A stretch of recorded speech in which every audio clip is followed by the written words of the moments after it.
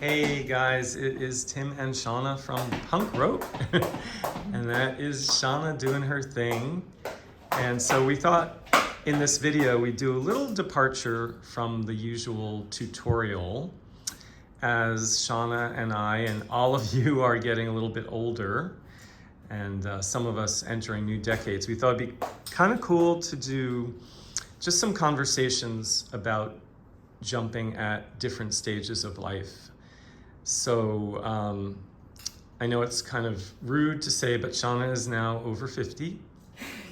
I know you can't believe that. None of us can, but it is true. I'm over 60, and we've jumped with some folks that are over 70. And actually, Shana was training someone who is over 80 and was jumping rope. Playing Right? pickleball. Yeah, and playing pickleball.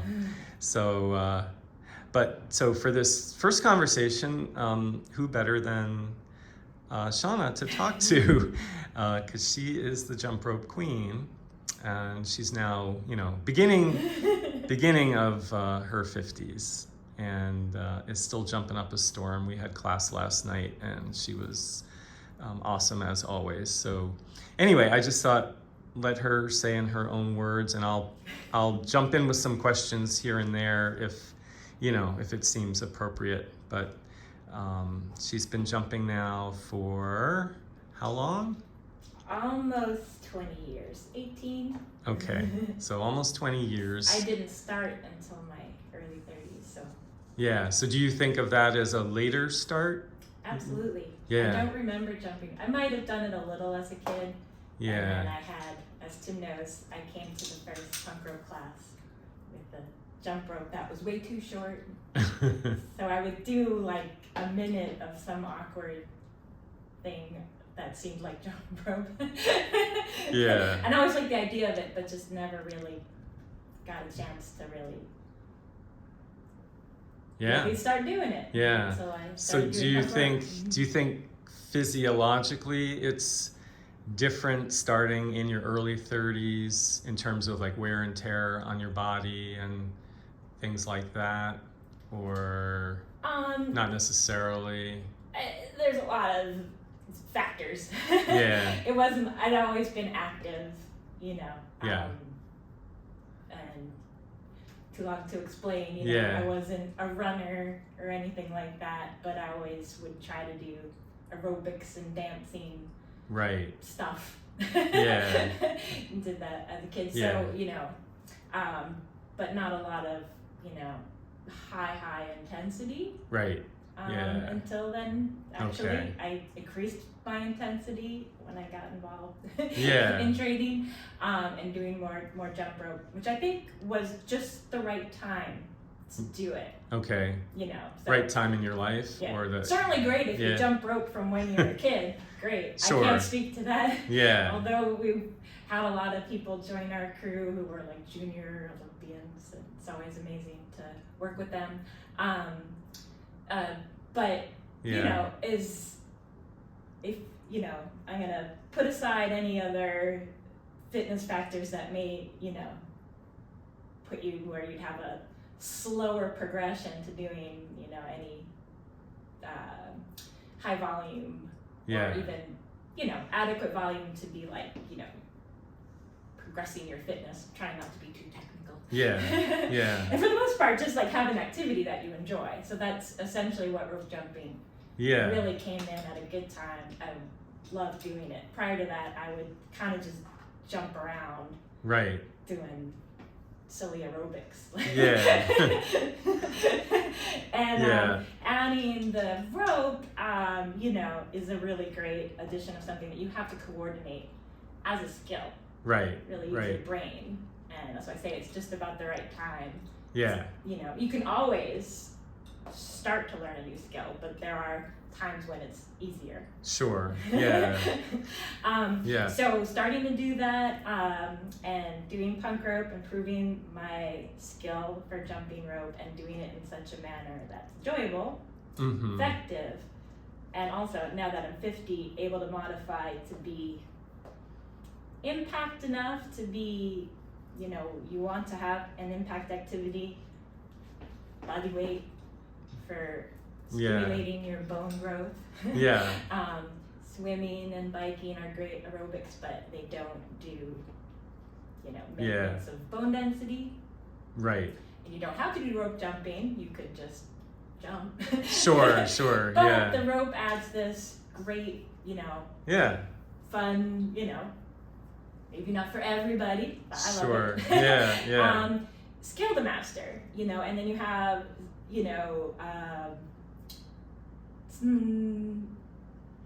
something you can do in measured quantities of time, that works for you. I might jump rope for an hour, but I'm not doing it for the straight hour. I'm starting and stopping, that was my experience in a dance class. Yeah. Dance for a straight hour. Mm-hmm. You would put the record on. Yeah. Record.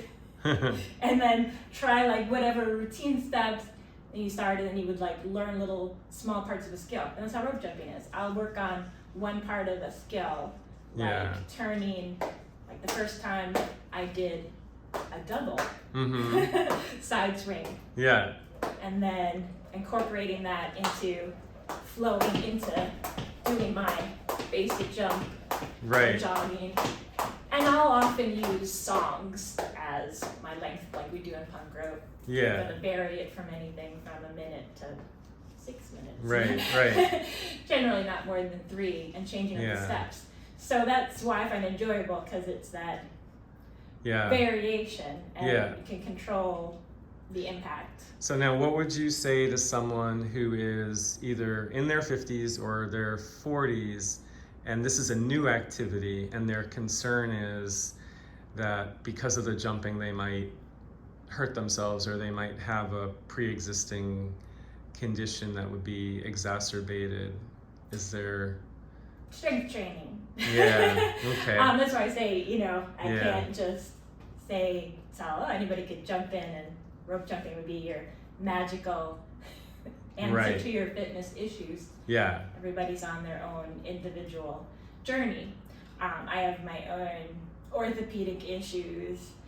Probably over the almost 20 years of jumping rope, the thing that always presents an obstacle usually comes from the feet. Yeah. Most of us have some kind of foot issue where maybe your arches have started to collapse, so you need to wear athletic shoes that support that, to any number, just strength in the feet. Yeah. There is a whole, feet should be strong. They're not just these little stumps that you stand on. Sure. And that can be worked on independently and then doing rope jumping reinforces it. Okay. As far as you go from the feet to the ankles. So after doing strength training, which is a whole host of exercises, I think we've made videos on that. Maybe we should make an update. Yeah, maybe we'll do an update. But you do want to work on that. Right. And then, Yeah. rope jumping can reinforce it. Okay. It's the power level Yeah. of strength training, because now you're doing it. Sure. And now I know that some people might be thinking this question, but they would be too shy to ask it, and it's sensitive, but some folks might be carrying more pounds than they would like, and then they might look at you and say, well, you don't weigh that much, so the impact's not as intense. Do you think that's It's a factor. However, it's like most things in life. It's not. Yeah. It's not a concrete issue that way. It's a matter of strength. Yeah. I think there's a kind of meme of sorts with the heavy-weight football player. Yeah. What are they called? The offensive linemen, or exactly. Yeah. The big guys. Yeah. They perhaps learn to run and carry themselves. Right. And put you wouldn't be able to hear them because they're light on their feet, and they've strengthened their core and everything, even though they're over 300 pounds. Yeah. Whereas an untrained, thin person with no core strength sound, and I just, Yeah. worked with teenagers who want to do like these really high jumps onto a box, or and there's like boom, yeah. and they're like Yeah. not even 100 pounds, and they sound Yeah. like they're Right. like Yeah. elephants or something. Well, actually, elephants might be very light. I don't They know. might be, yeah. It's Sure. just a matter of your Yeah. core strength and coordination of landing on the ball of your foot, Right. and Okay. biomechanical factors like that. Yeah. But there's, I think, a level of weight, which is undeniable, that you are putting more stress on the joints Sure. with volume. But that's why Sure. it's sort of, Yeah. But it's something you would do strength training in tandem with your rope jumping. absolutely. Yeah, of Everybody course. has to. You have to. Yeah. I mean, maybe there's some people who are natural, Yeah. but once after 30, most people should really, if they haven't started already, Yeah. look into incorporating strength training. Yeah. There's all different ways to do it. It Right. doesn't mean that you're going to some gym and a bunch of machines. Sure. Yeah. But, Maybe work with a But, qualified trainer. But yeah. Yeah, definitely. You should at least get assessed. Yeah. And then for you personally, do you detect any difference hitting, the 5th decade as opposed to the past 10 year? Like, I know that's hard to say discreetly. This all of a sudden, I turned 50 and this changed. Yeah, but, no, there was never but- anything that was all of a sudden. but because, gradual maybe. Yeah. Yeah. And I have to say, one thing that's been consistent with the rope jumping all along is, there may be little issues, like you get started and your feet are burning, your calves are burning, because maybe Yeah. you didn't, I want to just start right into it, then warm up, Mm-hmm. and do various things to mobilize all the joints first. So I have to this is why I Okay. say I could do an hour of rope jumping, but oh shoot, I have to go foam roll my calves, and Uh-huh. get back into it. Right, Or right. do some, reinforcement of core, because I feel like I'm landing a little off. Okay. Because I'm very guilty of wanting to skip.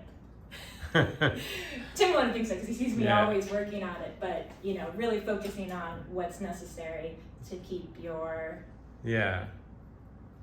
factors of keeping your strength working to what you want to do. Yeah. Trying to find the right And then words for are that. there movements now in rope jumping that you tend to avoid, or you perform less of as compared with the past because you're like, this doesn't feel that great anymore? Or Well, all along since I got started, I've never been I don't jump high. yeah. I was not that kind of athlete. And that's been an advantage. Yeah, sure, yeah. To some extent, because I can keep with doing low jumps, but with the skill of rope jumping, to do low jumps, you also have to have fast turning. Mm-hmm. So, Yeah. but I can say I don't see that that's not a skill anybody can acquire. Right. I'm doing this, and Yeah. I'm making these little tiny circles, and Yeah. you can learn that in and of itself. Yeah. It's a little coordination drill, Yeah. But and practice. Tim and that's I are important convinced, for everybody. unless you really just don't want to do it. Yeah. It's not that hard. Sure. And then doing alternating feet may be more of an issue with some people. Mm-hmm. Maybe I should I did learn some amount of coordination in being in Yeah. whenever taking my jazz tap classes as a kid. Yeah. Maybe that helped with learning things, Yeah. I don't know if I was all that quick, but just really immersed myself and learned. But, how many steps you want to do, I like to do a lot of different steps, and there's a lot of low impact steps. Yeah. So See as all the we videos, we got our scissors can be low, and I'm learning it.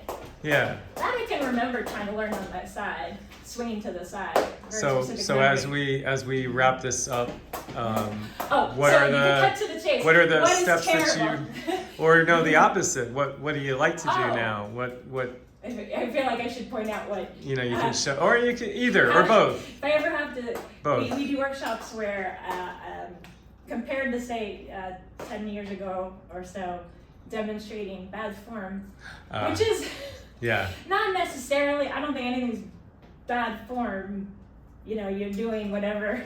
Uh-huh. But doing like a kickback Right. when you jump, where your heels kick back, Yeah. that feels awful. Yeah. Yeah, don't do that. So, and that is something I know people struggle with Yeah. getting out of doing, and it can be, you know, it's a little tedious, but you can get out of doing that.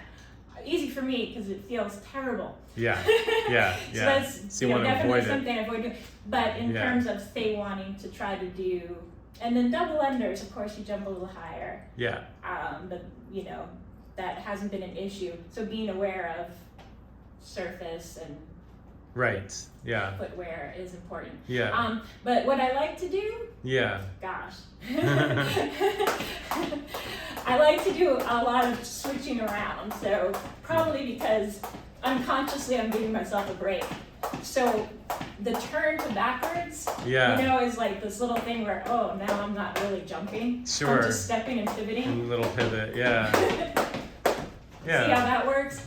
That's where perhaps my little jazzy. Yeah. No, it's awesome. Because you could also do it and not, I could stay jumping, right? Right. But I always tend to kind of turn it into this little pivot step, Yeah.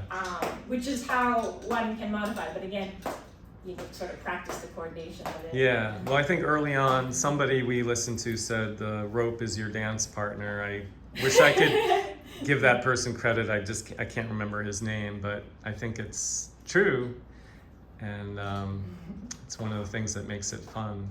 But Yeah. thanks for sharing some thoughts. I think we'll And keep this series going. If you guys have questions, Once you get going. once you get going, the adrenaline kicks in. I know. It's like, you know, it's jumper's high. People talk about runner's high, but I think a lot of us get jumper's high. But if you guys have questions, jot them down below, and you know, I'm sure Shana will be happy to get back to you. And if you thought this was interesting, please give it a thumbs up, hit the subscribe button, let us know what else you'd like to hear about, and come jump with us. We jump every Friday in New York City, 6:30 p.m., at least for now. All right, guys, thanks again. We'll see you soon.